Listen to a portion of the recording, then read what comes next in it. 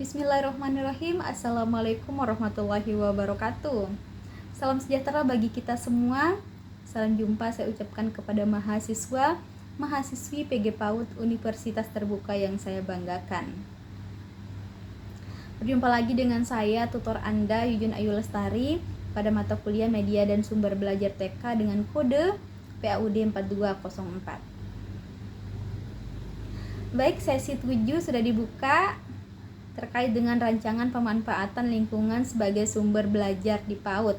Nah, jadi Bapak Ibu mahasiswa, selamat berjumpa kembali di sesi 7 tutorial online tuton pada mata kuliah PAUD 4204 Media dan Sumber Belajar TK. Nah, pada sesi 7 ini seperti biasa Anda tidak hanya perlu membaca modul 7 dan 8 BMP untuk membantu Anda memahami materi sesi 7, namun Anda juga harus mengerjakan diskusi serta mengerjakan tugas. Seperti sebelumnya, pada sesi 3 ada tugas 1, sesi 5 ada tugas 2, dan sesi 7 ada tugas 3. Nah, oleh karena itu, pengaturan waktu yang baik penting untuk Anda lakukan. Jadi selamat belajar dan semangat berjuang.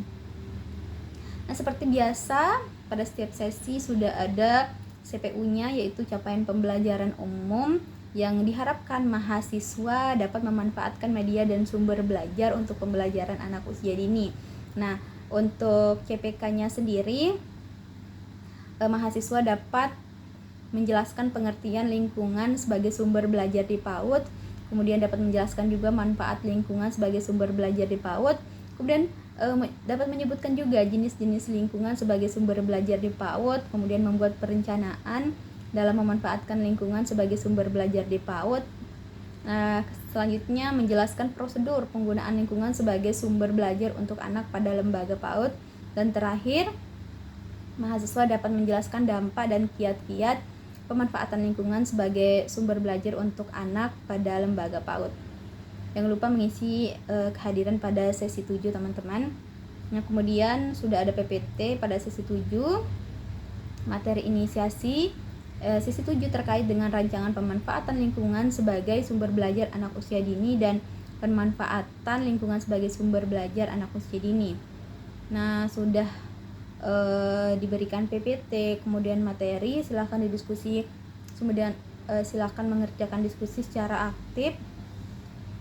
Jadi sudah ada materi sesi 7 dapat Anda baca di modul 7 dan modul 8 ya teman-teman. Kemudian sudah ada PPT yang sudah disertakan.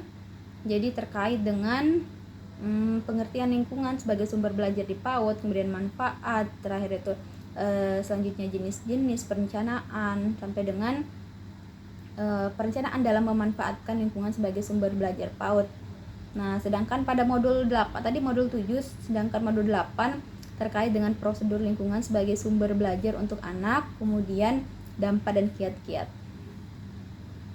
Kemudian teman-teman jangan lupa mengisi angkat evaluasi tutor terkait dengan tutor Anda, saya sendiri, bagaimana penyampaian, bagaimana progres, memberikan feedback kepada tugas atau diskusi teman-teman. Silahkan diberikan sesuai dengan apa yang teman-teman rasakan. Kemudian mengerjakan diskusi 7 sudah ada video, kemudian arahan silahkan dikerjakan sesuai dengan pengalaman teman-teman, sesuai dengan apa yang Anda pahami. Jangan mengcopy paste jawaban teman, itu pelanggaran. Teman-teman bisa mendapat nilai 0 atau 30 sesuai dengan apa yang Anda copy paste atau plagiasi. Kemudian hindari bertanya atau mencari jawaban di GPT atau AI, sangat tidak boleh teman-teman, karena kalau ketahuan akan diberikan nilai 0. Kemudian sudah ada tugas 3. Nah, tugas di sini mengerjakan tugas 3 itu terdiri dari RPPH dan link YouTube yang berisi video praktek mengajar menggunakan media pembelajaran yang dibuat pada tugas 1. Jadi tugas 1, 2, 3 itu semuanya berkaitan teman-teman, saling terhubung. Kemudian mahasiswa juga harus mengupload atau mengunggah video saat sedang mengajar di kelas dan di depan anak didiknya.